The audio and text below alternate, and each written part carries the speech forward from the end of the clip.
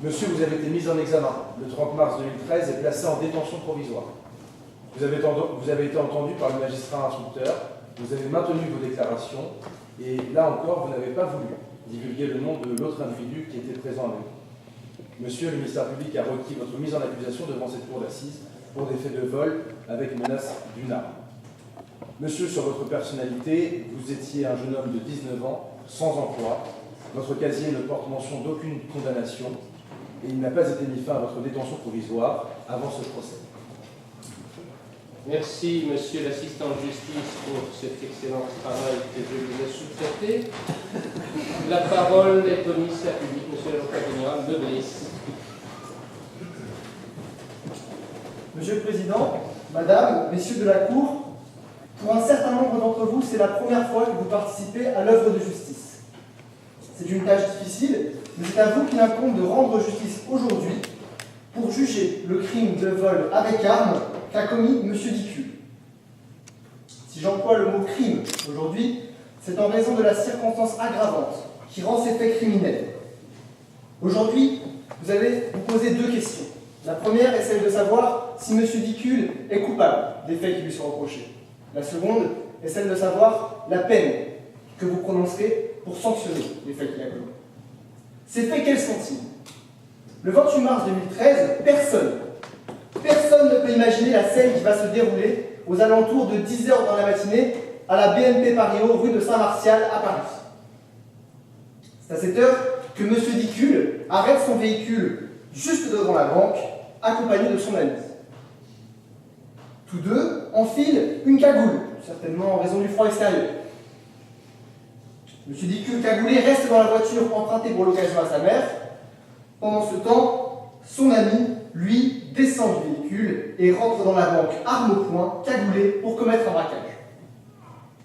L'accusé fait le guet au volant du véhicule et s'apprête à prendre la fuite une fois le butin récupéré.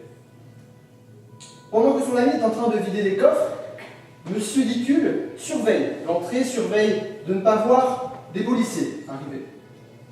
C'est à cette occasion qu'il reconnaît à l'intérieur de la banque une camarade de lycée. Il prend alors la décision de rejoindre son ami dans la banque et le fait cagoulé, armé. Ainsi, il rentre dans la banque. Donc cagoulé, armé, brandissant son arme et la montrant bien visible. Contre toute attente, il dit à tous les otages apeurés et sidérés de sortir et de sortir vite. Mais il continue de faire le guet dans la banque, toujours cagoulé et toujours armé. De retour de la salle des coffres avec leur butin, son co-auteur lui met un coup de pied et part avec la voiture et l'argent. Que fait M. Dicule à ce moment-là? Il descend, toujours armé et cagoulé, dans la salle des coffres afin de récupérer tout ce qui reste, 150 €. À 10 h 30, il est interpellé par la police sur place et placé en garde. J'ai l'intime conviction que l'accusé est coupable des faits qui lui sont reprochés. Et cela d'autant plus qu'ils sont corroborés par les déclarations des témoins et par les aveux de l'accusé. Il a été renvoyé par le juge d'instruction dans le cadre d'une ordonnance de renvoi devant la cour d'assises pour des faits de vol en réunion avec arme. Personne n'a fait appel de cette ordonnance, ni le ministère public ni la défense. C'était cependant une erreur. Cette qualification n'est pas conforme au droit, car ces deux circonstances aggravantes ne peuvent pas aller de pair. Je vous demanderai donc d'écarter la circonstance aggravante de la réunion dans les questions que vous poserez au jury et de ne retenir que le vol à main armée. Commençons par l'analyse des éléments matériels des infractions commises par l'accusé. Tout d'abord, il nous faut revenir sur un point, brièvement, le vol. Qu'est-ce que le vol? Le vol est défini à l'article 311-1 du Code pénal comme étant la soustraction frauduleuse de la chose d'autrui. Comment qualifier autrement l'accaparement des 150 €? Non pas des 150 €, mais bien de l'intégralité de la somme prise à la banque, y compris par son co-auteur. Il ressort des faits qui ont été portés à votre connaissance et que je viens de vous résumer que M. Dicule et son ami ont emporté une somme d'argent liquide et commis donc un vol. Le vol est caractérisé, il est prouvé, il est avéré. Ce vol a été confirmé par les déclarations des témoins et les aveux de l'accusé. Il est cependant important de se pencher sur la circonstance aggravante de l'infraction commise par M. Dicule. Cette circonstance est grave. Il s'agit de l'usage d'une arme. L'article 311-8 du Code pénal prévoit que le vol est aggravé lorsqu'il est commis avec l'usage ou la menace d'une arme. Seulement, la défense pourrait prétendre tirer argument de ce que l'arme utilisée n'était pas véritable. Mais la chambre criminelle de la Cour de cassation, dans un arrêt du 5 août 1992, a jugé qu'une arme factice utilisée lors d'un vol était considérée comme réelle. En l'espèce, ce n'est pas une arme, mais deux armes qui ont été pointées vers les clients et le personnel de la banque. Des citoyens comme vous, comme moi. Pourquoi On parle ici d'armes qui sont bien réelles, pas de simples jouets. Pourquoi? Parce qu'elles sont faites pour faire peur. Vous pouvez penser, comme je peux le penser, que cette arme est braquée sur vous pour vous tuer. C'est la peur de mourir qui vous tient. De plus, il convient d'établir clairement que l'accusé était coauteur et donc auteur du vol. A minima, il reconnaît les faits qu'il a commis. Il a fait le guet. La jurisprudence de la Cour de cassation, par un arrêt de la Chambre criminelle du 22 décembre 1970, affirme que celui qui fait le guet est coauteur du vol. Au-delà de ces aveux, je rappelle qu'ici, ils sont venus ensemble, tous deux cagoulés, tous deux armés, ayant prémédité ensemble leur coup. Ils rentrent tous les deux dans la banque, menacent tous les deux les personnes présentes dans la banque, le tout dans le même temps. Les victimes ont bien eu affaire à deux braqueurs. Si l'un ne faisait pas le guet, l'autre ne pouvait pas vider la salle des coffres. Il va sans dire que de ces éléments matériels découle d'évidence l'élément intentionnel, à savoir que M. Dicule voulait braquer une banque et que c'est ce qu'il a fait, en pleine conscience. Vous avez entendu l'expert psychiatre, M. Dicule n'est pas fou et ne souffre d'aucune altération ou abolition de son discernement. La culpabilité de l'accusé est acquise, elle ne fait aucun doute. La vraie question dans cette affaire est le choix de la juste peine. Comment proposer une peine? Le plus simple, c'est de s'en tenir au texte. Souvenez-vous du serment que vous avez prêté au début de cette session. Monsieur le Président vous a rappelé l'article 304 du Code de procédure pénale et vous a demandé à chacun des membres de la Cour de ne trahir ni les intérêts de l'accusé, ni ceux de la société qui l'accuse, ni les intérêts des victimes. La peine proposée doit donc être une peine d'équilibre entre ces différents intérêts. Vous jugez les faits, mais vous jugez avant tout un homme qui a commis ces faits. Il s'agit là de ce que le Code pénal prévoit en son article 132-24, c'est le principe de la personnalisation de la peine. Alors, quelle est la personnalité de M. Dicule? La défense pourra faire valoir qu'il est jeune, n'a aucun antécédent judiciaire, et je n'occulte pas le fait qu'il ait fait sortir les otages de la banque. Pour autant, son jeune âge et son absence d'antécédent judiciaire ne l'ont pas empêché de s'acoquiner avec le co-auteur du vol et de préméditer le crime, mais aussi de menacer les gens avec une arme, de braquer une banque et de ne donner aucune information sur son co-auteur. De plus, si par hasard il n'avait pas reconnu une ancienne camarade de lycée dans la banque, je doute qu'il lui agit avec autant d'empathie. On va peut-être vous dire qu'il n'a volé que 150 €. Mais non, la salle des coffres a bien été braquée. Et comme vous le savez, la somme volée est bien plus importante. La défense essaiera à coup sûr de vous convaincre, ou tout du moins de vous dire que le vrai coupable n'est pas présent. Mais s'il n'est pas ici aujourd'hui, c'est uniquement parce que M. Dicule le protège. Il vous dira qu'il en a peur, qu'en savons-nous? Une chose est sûre, les victimes, elles avaient peur ce 28 mars 2013. Je précise d'ailleurs que le juge d'instruction et le juge des libertés et de la détention ont estimé nécessaire son placement en détention provisoire sur le fondement de l'article 144 du Code de procédure pénale, au motif qu'il risquait encore de se concerter avec son co-auteur. J'ajouterai que nous n'avons aujourd'hui aucune certitude quant à la nature des relations qu'ils ont entretenues et qu'ils entretiennent peut-être encore. Enfin, un dernier point en lien avec la personnalité de l'accusé, c'est sa motivation pour commettre le vol avec arme. M. Dicule n'est pas Robin des Bois, il n'était pas dans un état de nécessité, sa seule motivation était l'argent facile. Il le dit lui-même, il voulait juste en profiter.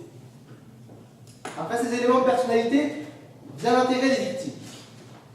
Les victimes, vous avez pu le mesurer en les entendant à la barre, sont profondément traumatisées par ce crime. Elles ne pourront plus jamais vivre comme avant ce 28 mars. Leur quotidien en sera toujours affecté, plus aucune insouciance ne leur sera jamais permise. vous comprendrez qu'au-delà de la décision de culpabilité que vous prononcerez, ce que des victimes attendent, c'est d'être reconnues comme victimes. Que la peine que vous prononcerez soit à la hauteur de la souffrance qu'elles ont endurée et qu'elles continuent de vivre chaque jour lorsqu'elles sortent faire leur course. Une peine trop faible pour les victimes relativiserait ce statut de victime. Nationalité, intérêt des victimes, vient alors l'intérêt de la société. Vous rendez la justice au nom du peuple français. Et la loi est l'expression de sa volonté. Alors que dit la loi? La loi dit que le vol simple est puni d'une peine d'emprisonnement de 3 ans, une peine maximale de 3 ans. Le vol en réunion, 5 ans. Parle-t-on d'un vol simple? D'un vol en réunion? Non. Ici, on parle d'un vol avec arme. Et dans ce cas, la loi prévoit une peine maximale de 20 ans de réclusion criminelle. Vous constaterez que l'on se situe dans l'un des cas les plus graves prévus par la loi, et la peine que vous prononcerez doit aussi être en cohérence avec cette échelle de gravité fixée par le législateur, parce qu'elle protège les valeurs essentielles de la société. Tenant compte des éléments de personnalité et de l'intérêt des victimes, des attentes de la société et de la gravité des faits, je requiers, à l'encontre de l'accusé, une peine de 5 ans de réclusion, dont 1 an assorti d'un sursis, avec mise à l'épreuve, comportant une obligation d'indemniser les victimes, de travailler et de paraître dans l'arrondissement parisien où les faits ont été commis. Vous lui ferez également interdiction de détenir une arme pendant une période de 5 ans. Merci.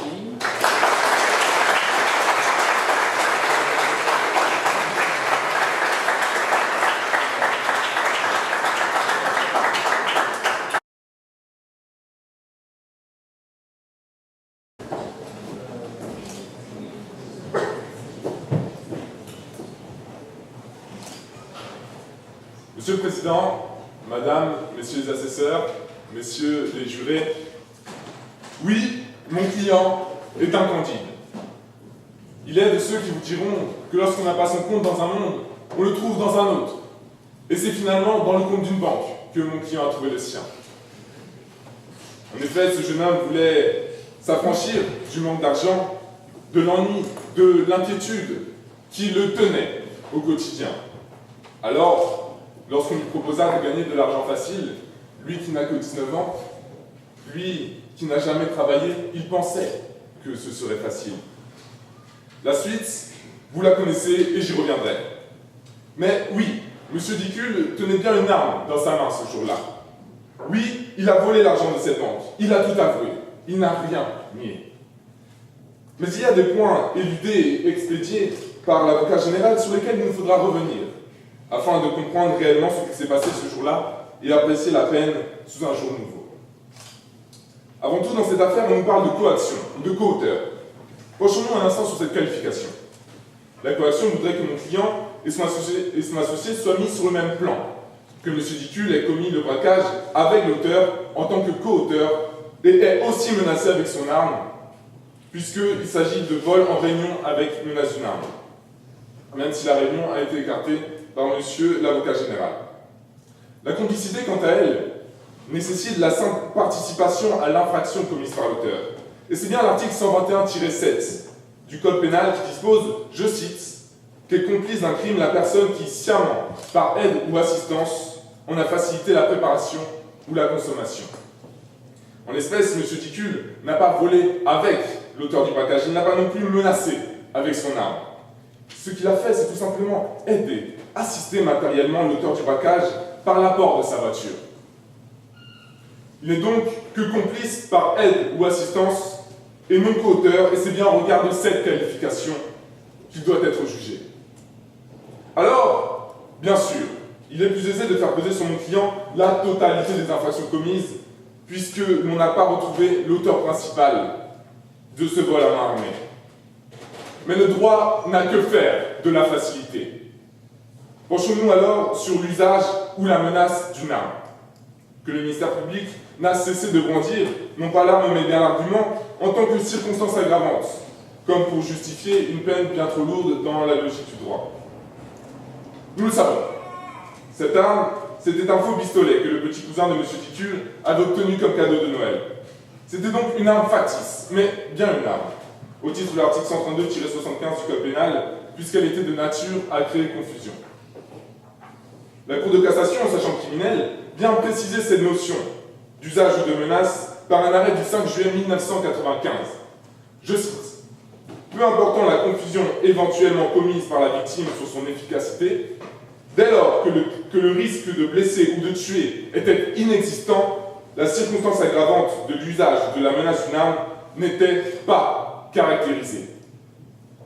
Dans notre affaire, non seulement le risque de blesser ou de tuer était inexistant car l'arme était factice, mais en plus, mon client n'avait pas l'intention de menacer avec cette arme. Ce qu'il a fait, maladroitement j'en conviens, c'est de faire sortir les usagers effrayés et en danger de cette banque, les mettre en sécurité par un élan d'empathie. Mais il est sûr que l'arme n'attend rien joué dans l'infraction de vol de 150 € qui a suivi par la suite. On ne peut donc pas retenir l'infraction de vol avec menace d'une arme, à la différence de l'auteur principal de braquage qui, lui, a menacé avec son arme. Ce qui distingue encore une fois l'auteur principal du complice dans cette affaire. J'insiste, Monsieur le Président, Mesdames et Messieurs de la Cour, mais c'est bien parce que la qualification de l'infraction est d'une importance majeure dans cette affaire. Et pour cause, l'article 132-1 du Code pénal énonce qu'une peine doit être prononcée en fonction de l'infraction et en fonction des circonstances de celle-ci. Mais là ne se finit pas ma défense, car l'article poursuit en précisant qu'une peine doit être aussi prononcée en fonction de la personnalité de son auteur, ainsi que de sa situation matérielle, familiale et sociale. Monsieur Dicule est né dans les tours de Bobigny. Vous n'y êtes sûrement pas né à Bobigny, mais vous savez pourtant que ce n'est pas très beau, Bigny. C'est le 9-3, le Tchéka pour les intimes. Vous savez, c'est là où les matraques sont baladeuses et les délits quotidiens. Et même si le quartier n'est pas une fatalité, Henri a su faire front à cet appel irrépressible au vice pendant des années. Car oui, son casier judiciaire est net, sans tache, sans bavure. Il n'a jamais cédé, jamais, jusqu'à ce jeudi 30 mars, lorsque l'inquiétude, le manque d'argent et d'avenir le poussa à participer à ce braquage. Alors oui, un vol reste un vol, au titre de l'article 311-1 du Code pénal, me dira-t-on, dura lex, sed lex. Toutefois, mesdames et messieurs les jurés, je vous le demande tout de même, qu'auriez-vous fait? Qu'auriez-vous dit? Qu'auriez-vous jugé si c'était votre propre enfant qui s'était rendu coupable de cet acte de désespoir et de déraison? La prison doit être le dernier recours dans cette affaire. Ici, c'est la première réponse que l'on a trouvée. Et pendant que l'article 474 du Code de procédure pénale nous apprend qu'un récidiviste peut être condamné par 1 année de prison, et encore sous réserve d'aménagement énoncé par l'article 132-25 du Code pénal, mon client, lui, primo-délinquant, a déjà passé 1 an en détention provisoire depuis le 28 mars 2013. Jura novit curia. Je n'ai pas besoin de le dire, les juges le savent, 1 an c'est déjà suffisant. Une détention qui n'était d'ailleurs pas même nécessaire, mesdames et messieurs les juges, mesdames et messieurs les jurés, car mon client avait tout dit, tout avoué, dans un interrogatoire étonnamment court de seulement 30 minutes. Il a tout dit, à l'exception de l'auteur du braquage en effet, et ce malgré l'insistance répétée du juge d'instruction, un juge qui sait pourtant que le droit à garder le silence est l'un de ses droits les plus stricts. Personne ne peut l'obliger à incriminer autrui. Personne. Il ne peut pas dire son nom, car cet homme, dont mon client était le complice, provoque chez lui une terreur assez profonde pour qu'il le nomme en privé celui dont on ne doit pas prononcer le nom. Aujourd'hui, nous parlons seulement de vol. De mort, il n'y en a pas eu. Heureusement. Mais je vous assure, mesdames et messieurs de la Cour, que si mon client avait prononcé son nom, ce n'est pas une cicatrice sur le front, mais bien la mort qui l'attendait. Alors, je laisse au juge le soin d'apprécier la possible violence morale externe ayant sans doute influencé le comportement de mon client dans cette affaire. Monsieur le Président, mesdames et messieurs, madame et messieurs les assesseurs, messieurs les jurés, mon client ressemble finalement à beaucoup de jeunes aujourd'hui. Et c'est parce que je sais quelle est leur détresse, que je sais quelle est votre mission, que je vous demande d'aménager la peine de mon client par des travaux d'intérêt général ou un stage de citoyenneté, s'ajoutant à l'année de détention qui va bientôt s'écouler afin de réinsérer ce jeune homme dans la société, dans notre société, pour qu'il devienne un citoyen construit et responsable de ses actes. Non, tout ne va pas pour le mieux dans le meilleur des mondes. Mais dans un sens, nous sommes tous des Candides. Car oui, nous croyons et nous croirons toujours qu'être vaincu vaut mieux que d'être vainqueur du côté des scélérats.